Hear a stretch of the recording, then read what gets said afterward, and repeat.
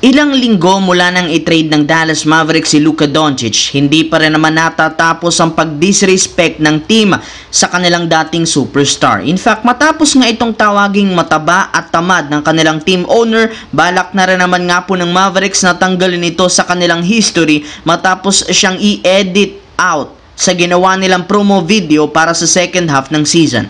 Yes mga idol, tinapalan nito ng kanilang logo ang pagmumukha ni Luka Doncic sa inilabas nilang video noong nakaraan na hindi rin naman ikinagusto ng napakaraming mga fans. Ayon dito, sa kabila ng ginawa ng kanilang dating superstar sa prangkisa, eto nga daw ang isusukli nila sa kanya. Maliban dyan, may lumabas na naman nga pong balita na pinapatanggal na ng Mavericks ang lahat ng paraphernalia ni Luka sa loob ng arena at pinagbabawalan na rin naman ang kanilang mga fans na magsuot ng damit o jersey ni Luka Doncic. Sa madaling salita, mukhang ini-erase talaga ng Mavericks ang kanilang relasyon kay Luka Doncic kahit pinangunahan pa lang nito ang team last year sa NBA Finals.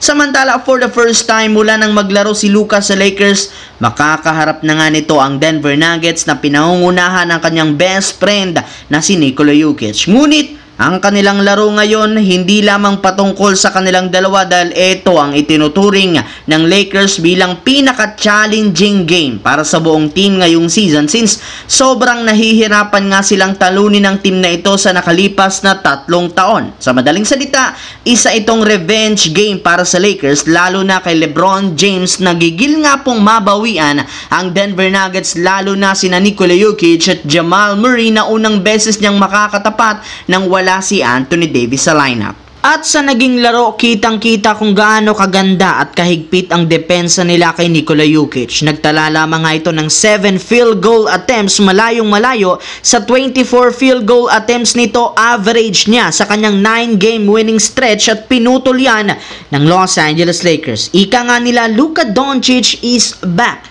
Well, nagbabalik na nga ang tunay na laro nito na sinamahan pa ng unti-unting pag-improve ng chemistry niya kay LeBron James. Ika nga nila dahil tinalo ng Lakers ang Nuggets, marami ang nagsasabi na may tsansa na ngayon ang team na magkampiyon. Sa kabilang banda, simula nga po nang makuha ng Golden State Warriors si Jimmy Butler sa trade, bumalik nga ang sigla ngayon ng kanilang team matapos silang manalo ng 4 na beses sa huling 5 laro na rason bakit umangat sila sa ika-9 na pwesto sa West. Pero hindi lang naman ang kanilang kalagayan ng tumaas bagkos halos lahat ng aspeto nag-improve. In fact, umangat nga ang Warriors sa ika-6 na pwesto sa offensive rating sa pagkakaroon ng 120 points a game at pang-4 naman sa assist na may hawak na 31 assist a game.